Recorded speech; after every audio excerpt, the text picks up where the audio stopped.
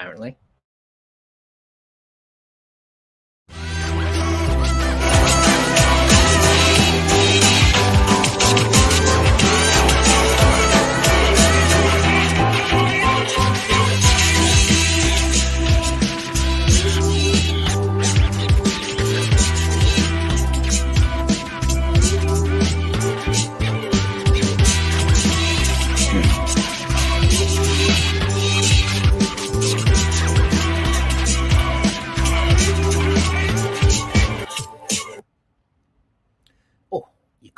Caught me having a quick drink there. That ended rather abruptly. It's been that kind of week. Just bear with me. Okay. Hi, everyone. Welcome.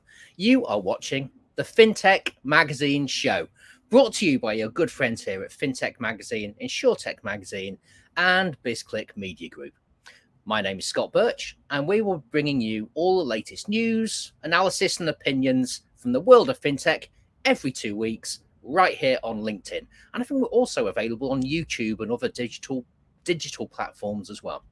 Now, joining me today, very pleased to say, we have FinTech and InsurTech editor, Joanna England. Hi there. Yes, and she is there. Honestly, we always seem to have so many technical problems. We were racing around earlier, or rather Joe was racing around earlier, because we couldn't get her pesky laptop to work, which is why she is adorned right now with the headset and the microphone. So hello, Joe. How are you doing? I'm good, thank you. I just hope everything's going to go smoothly from now on, because I really hate technical problems. They throw me off my game. Yeah, well, if we've learned anything over the year or so that we've been doing this show, it's that things seldom go smoothly. But also, another lesson that we've learned in the last 2 years or so is that we have to be flexible and adaptable and ready to pivot at any stage. Such are the times. Now, just to remind you, please do come and say hello by posting in the comments section, which I think is just underneath the show as you're looking at it. And this is your chance to come and say hi, maybe say where in the world you're joining us from, or just your general thoughts on today. Or if there's anything that you want us to talk about relating to FinTech, come along and post your comments, and we'll see if we can get through some of those and bring you up on screen as well. Now, to begin with, we're going to go to our regular LinkedIn poll, which is live at the moment. So you've still got a chance to go and have a vote in this. But Joe, what have we asked our viewers to vote about today? Well, Scott, we asked the question, is Meta's share drop a temporary blip, or is it indicative of a bigger market problem? And I won't say anything quite yet, but we have already had an interesting response to that. So. Okay, an interesting response, always intriguing. Now, we will be sharing the results of that poll towards the end of the show. And as I said, there's still loads to talk about before then. We've already got our viewers coming in here and saying hello. Hello from Edinburgh, says Polly Wong. Hello. Hi, Polly. How are you doing up in sunny Edinburgh today? Thank you for joining us. Okay, now let's take a look right now at the latest FinTech news.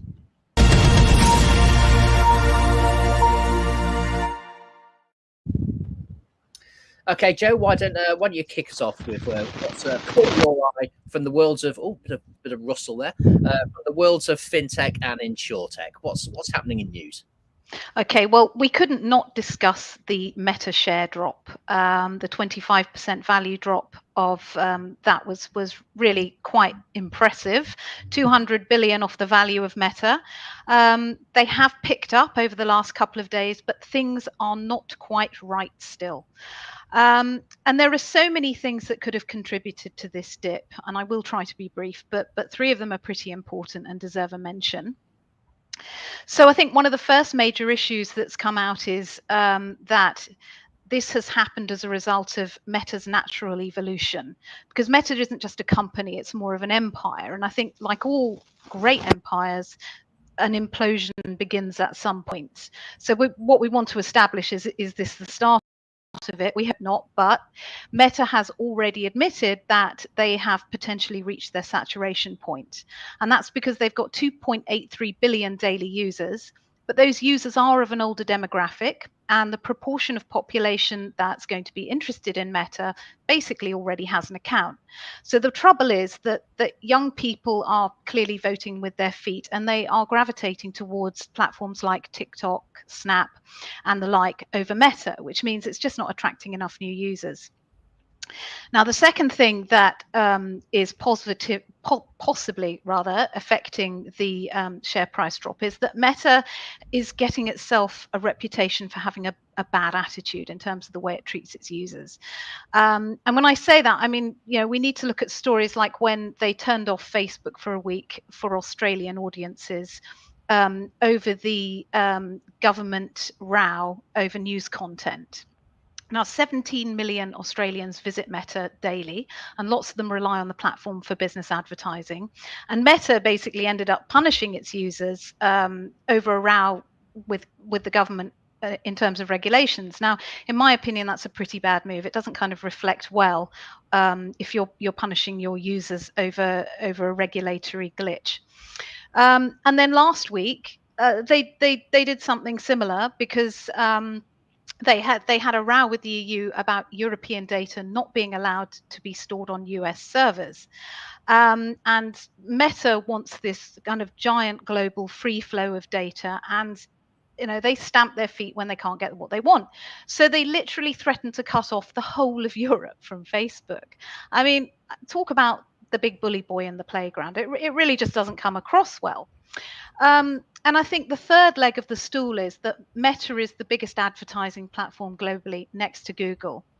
But there are problems there too, because it's been hit by privacy changes on Apple's iOS operating system.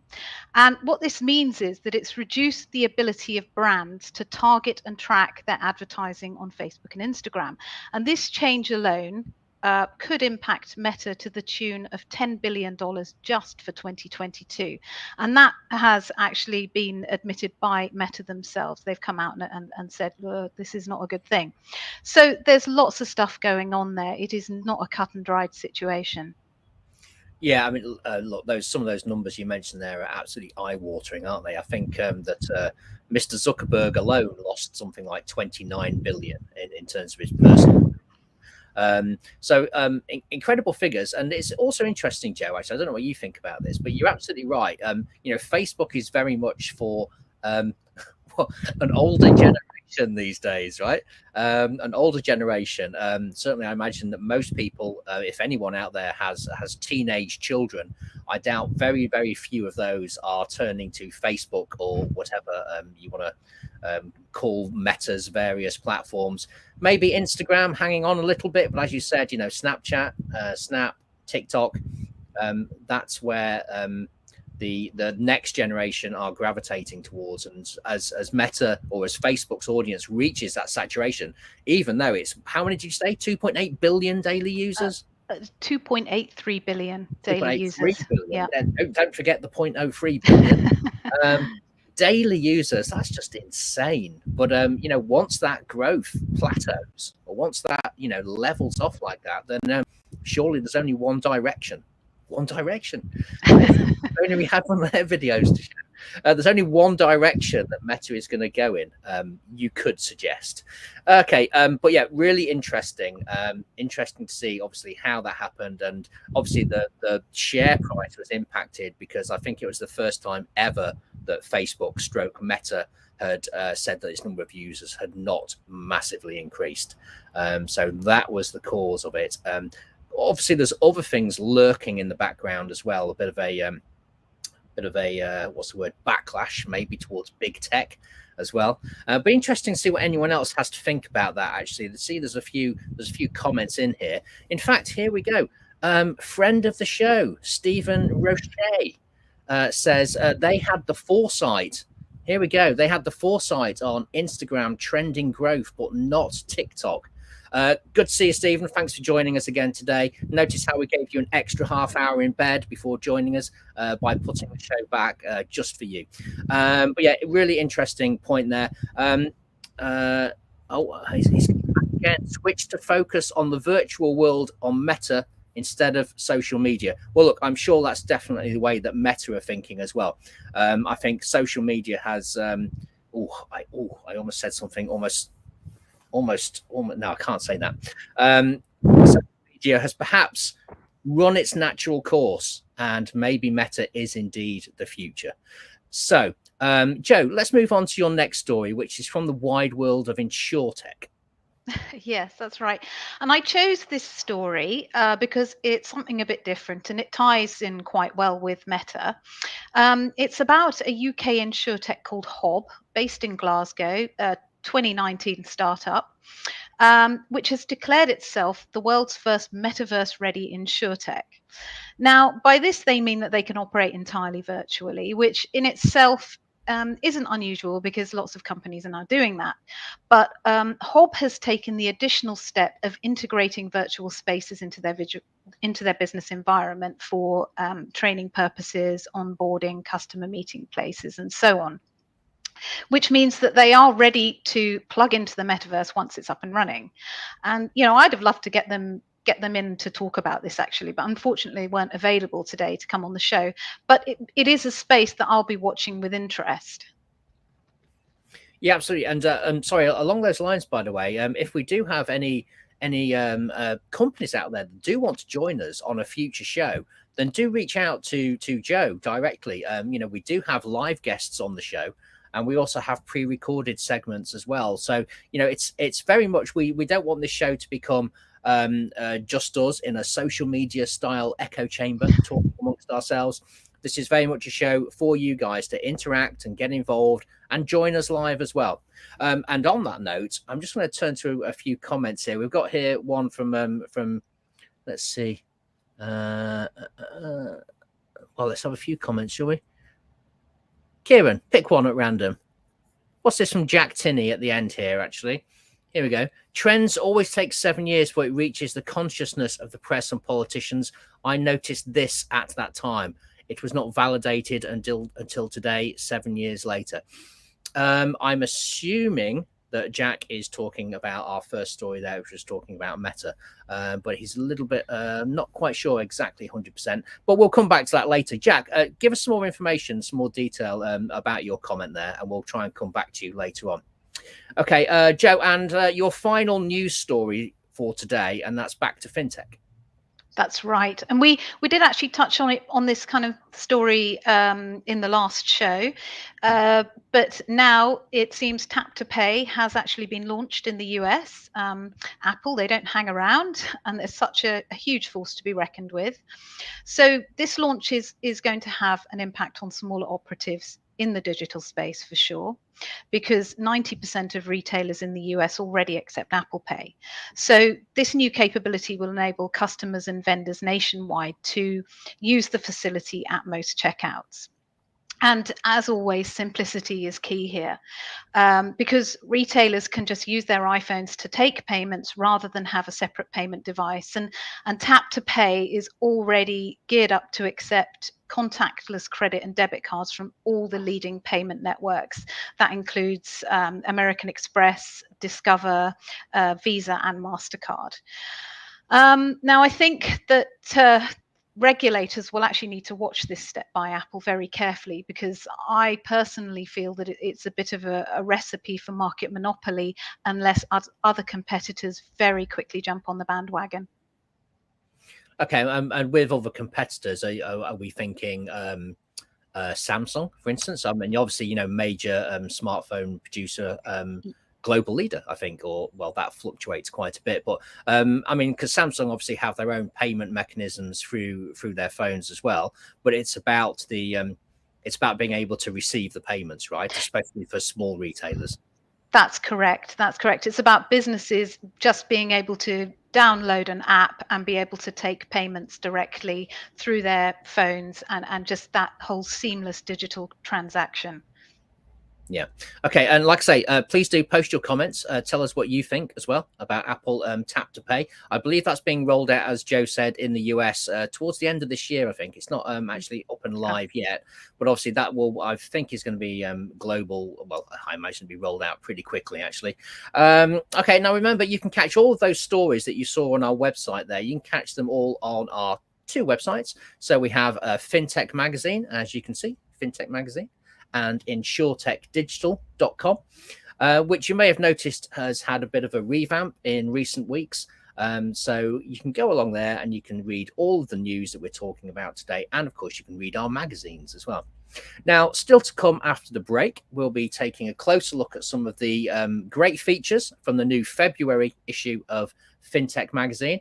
And we're going to be looking ahead to FinTech Live, taking place in London and as a hybrid event later this year. So don't go away. We'll see you after the break.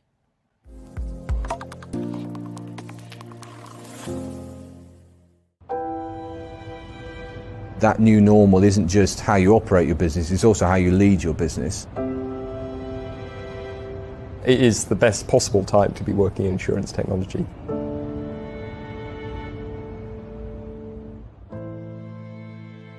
My name is Alistair Fraser-Hawkins. I'm the Chief Executive Officer of the UK corporate business here at Marsh, and I'm responsible for a segment of our business that looks after clients around their risk and insurance needs. Marsh is the world's leading risk and insurance advisor, and we work with clients across all segments of industry, all sizes of clients, from the very smallest to the very largest, working with them to identify risk, understand what risk is involved in their business, and helping them design a risk management insurance program that satisfies their needs and allows them to transact their business. There are 3 other sister companies: Oliver Wyman, a management consultancy business, Mercer, a human capital and consultancy business, and Guy Carpenter, a reinsurance brokerage. My name's Adam Kamisbetty. I'm the digital leader for Marsh in the UK and Ireland. I'm responsible for developing and delivering our digital strategy with a particular focus on our client-facing technology. The organisation 2020, like for most people globally, was a year like no other. For our own business, it really solidified us as a global family, and equally a real shift in terms of our ability to transact in a digital and virtual sense without actually dropping the level of service delivered to our clients. Digital transformation at Marsh really has 3 components to it, which correspond to clients, colleagues, and insurers. The first piece is about creating a digital experience for our clients. The second area is about transforming our internal processes. The third area is how we interact digitally with insurers.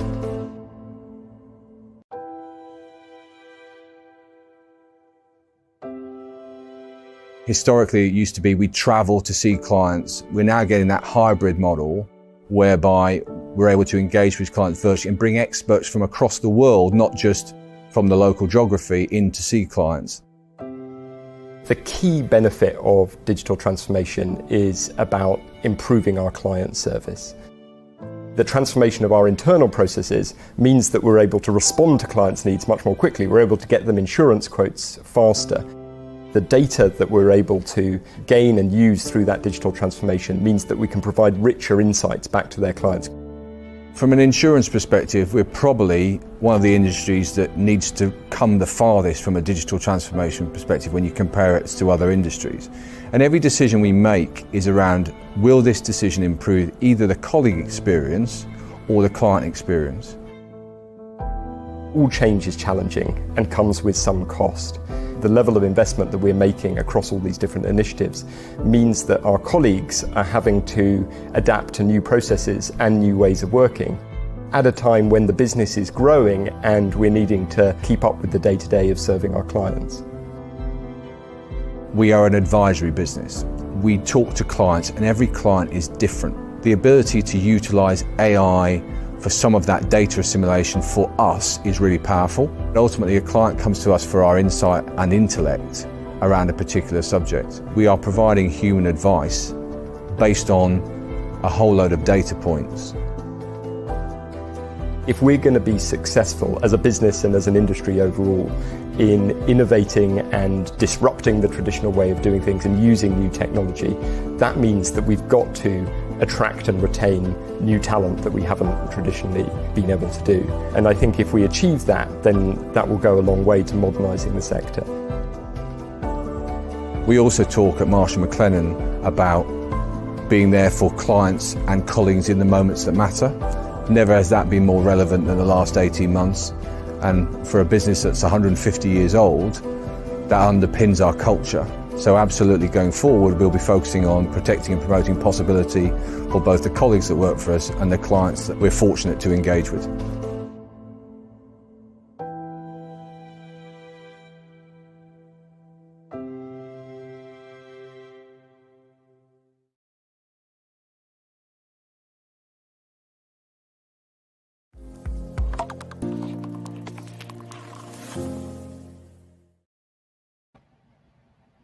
Welcome back, everyone. And still to come, we have the results of our LinkedIn poll.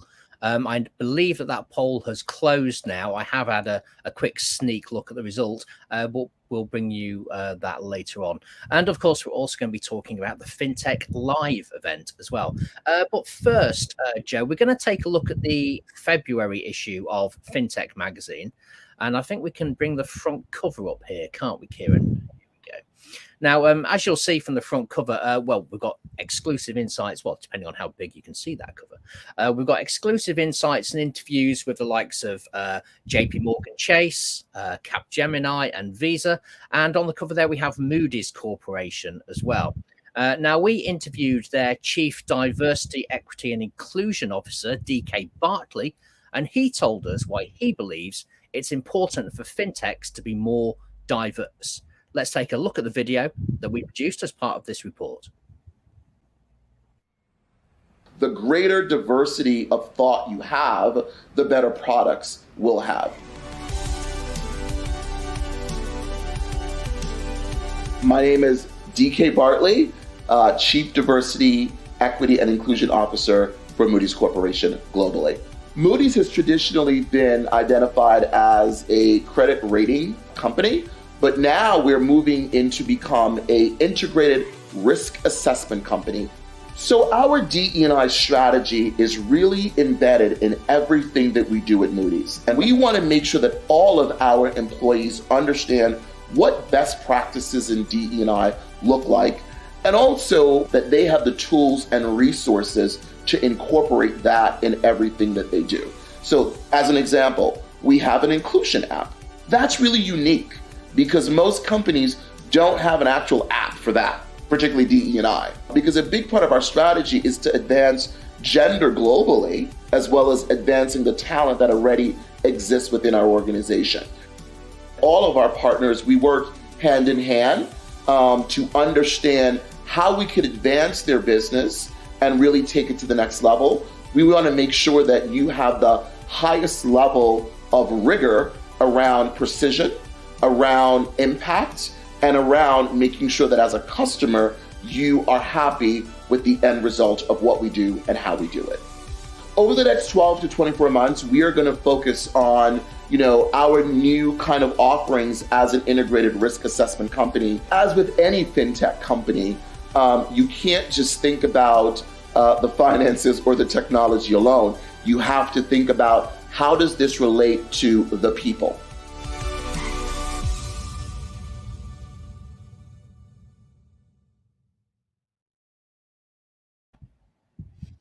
There you go. Now you can read the full interview with DK Bartley in the February issue of FinTech magazine, and clearly it's something. Diversity is something that we are featuring quite heavily this month, and obviously it's high on the agenda right now. Joe, what do you think? I mean, diversity and equity and inclusion, clearly massive topic right now and very high on most companies' agendas. Are you seeing a growing trend in that in FinTech and InsurTech?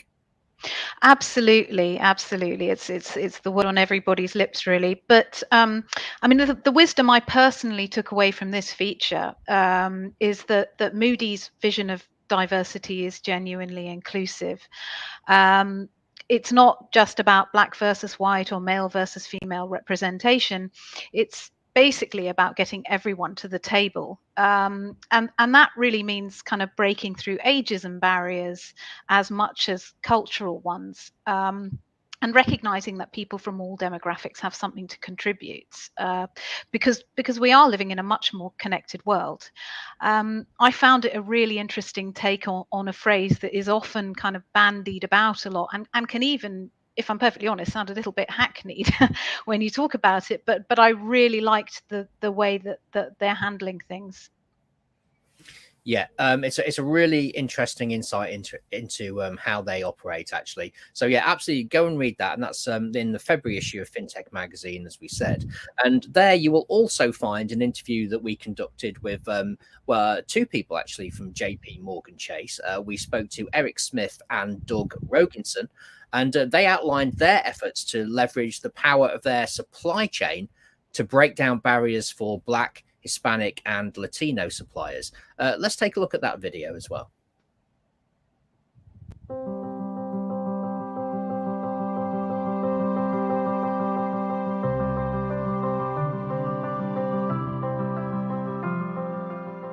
I'm the global head of supplier assurance services here at the firm, and we're responsible for the assessment and assurance of over 4,000 suppliers that provide very significant services to our various different businesses across the globe. Our team is responsible for looking at everything from operational controls, cybersecurity controls, technology controls, etc., to ensure that our suppliers are meeting the minimum expectations of our third-party oversight program. Cybersecurity is a huge topic across the entire financial services industry and many other industries. And it tends to not just be a challenge when you have cyber incidents, but you have to make sure that you're putting the right controls in place when you're actually building a relationship with a supplier. So what we've done is we've partnered with our industry utility, TrueSight, to complete complimentary assessments on a subset of suppliers that are actually going through our original or initial pilot program. And these assessments provide output to these suppliers in the form of observations, where they will get direct feedback on what controls they need to increase in order to improve their cybersecurity posture. We actually have 5 founding banks with the TrueSight program, and each of those founding banks has a supplier diversity program like JP Morgan Chase. We had an opportunity to get those founding banks together along with their supplier diversity leads to identify key diverse suppliers that offer services that we know have a high likelihood of being consumed. So the goal was to bring suppliers to the table that we wanted to help get through the program, but also know that once they do get through the program, there is a desire from the banks to actually consume their services and eventually contract with them directly. Once a supplier does receive their results from TrueSight, they will have an opportunity to work with one of these consulting organizations to help navigate any remediation activities that are required in order to meet the cyber expectations.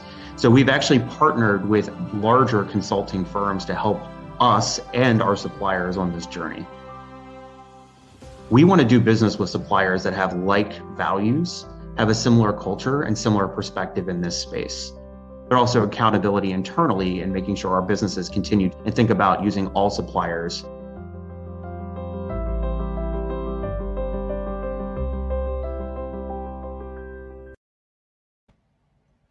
There you go. I mean, this issue of FinTech really was a bit of a barnstormer, really. Some huge names from the industry featured in here. That was JP Morgan Chase. And Joe, I saw that you also interviewed Capgemini. Tell me about that. That's right. I spoke to Gareth Wilson, who's the Vice President of and Head of Banking and Capital Markets for Capgemini. And that was a really interesting conversation because we talked a lot about how fintechs and banks have a lot to learn from each other. Basically, incumbents and traditional banks have a huge amount of experience and knowledge in terms of the financial system and dealing with customers because it's what they've been doing for centuries. But clearly, fintechs have the technological edge, and they are able to reach out to the younger generation of savers and spenders and investors. So banks need to work more with them. And currently, I mean, it's getting better all the time. It really is. But there is this situation where you have fintechs and banks competing against each other to a certain degree. And what Gareth Wilson says is that they would both really benefit from working a lot more together because they're all part of the same system and that could really benefit the ecosystem as a whole and is the right way forward. Yeah, really good points, Joe. And I mean that sort of brings me on to another sort of giant of the payments industry, if you like, because I managed to get in on the FinTech action as well this month, and I had the chance to meet and interview Mano Manicum, Senior Director and Head of Global Sourcing APAC at Visa. And Mano, he actually came over to the UK from his base in Singapore, and we spoke about the payment giant's digital transformation, and also the pivot that they've had to do as well in terms of procurement. So let's hear from Mano now.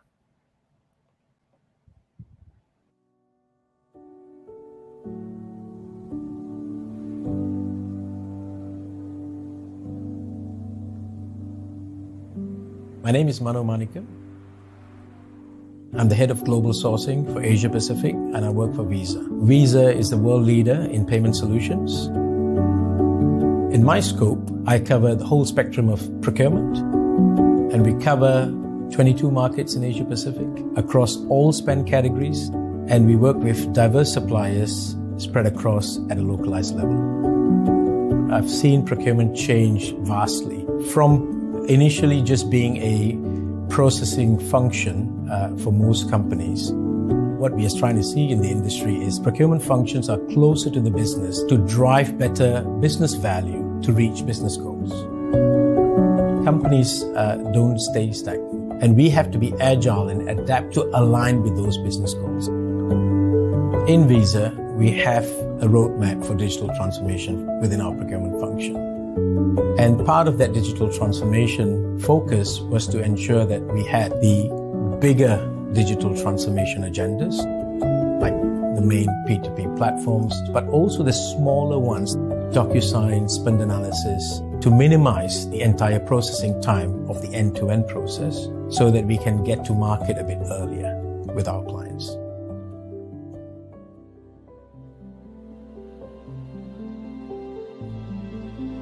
Pandemic has thrown a lot of challenges, especially to our suppliers, third-party partners, who are absolutely critical.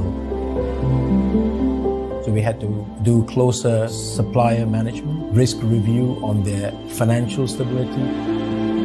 We also have regular calls with them to ensure that we don't fall into a risk situation where we might have business impacted on it. Procurement has been perceived in different ways by different companies, but actually they are a main artery to the actual financial spine of every company. Business partners should look at us as trusted advisors and enablers of driving and bringing the business forward rather than being a roadblock. We have learned a lot from this last 12 months, and we are ready, and we should be prepared to apply those learnings. We shouldn't be shy of trying new ideas, new strategies to apply with our supply base. So we need to ensure that we stay close to our supply market, understand them well, and react accordingly to get the best for Visa.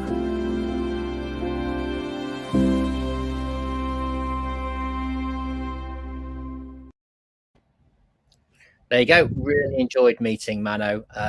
Really nice guy. We had a really good chat about Singapore and football, and of course, fintech and payments as well. As I said, all of these features are available in our current issue of FinTech magazine. That's a February issue. And if you visit our website, you'll also be able to view the InsurTech latest issue, which is the January issue, because obviously we've got a new one coming out in March, and a bit more on that later. But now let's take a look at the results of the poll, because I know it's closed, but was it close, Joe? Do you have the results? I do have the results. It wasn't that close, actually. So 41% of voters said yes, it's a temporary blip in the share price drop, but 59% of voters said no, they thought it was going to be a real problem for investors. And actually, I think that shows that our audience has a really good grasp on the bigger picture in terms of what's happening with Meta. Yeah, I know we've had a few comments posted in the chat there as well relating to Meta and our discussion about that. It's clearly one that people feel quite strongly about, but also interesting to see if, as you said, if it is indeed a blip, or if the wisdom of our crowd, and more than 200 people voted in our poll, by the way, so thank you all for voting, but they do seem to think it is a genuine concern for the investors. Okay, we'll maybe come on to that. It's obviously a story that's going to continue and develop, so no doubt we'll revisit that on a future show as well. Now we're going to move on, and we're going to talk about an important date or dates for your diary, which is FinTech Live, which is returning as a hybrid event again in London later this year. And that's taking place from the 9th till the 10th of November, 2022. Were you here last year? Did you join us in 2021? If not, here's a small taste of what you missed.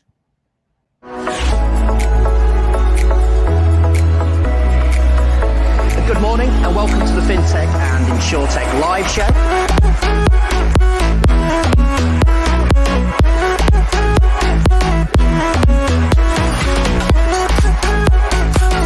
Buy more stocks, pushes the price up. You sell more stocks of the same kind, pushes the price down.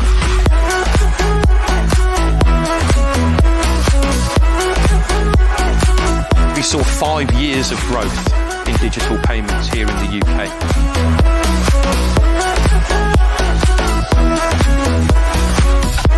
Eventually the market does work things out if there's a reason to, right? And there was a collective need to have a standard in those industries. It's phenomenal. You guys have a great vibe in the area. I love the hybrid events. I think to be here in person is an absolute privilege. It's great to get into a room with people because you get an energy.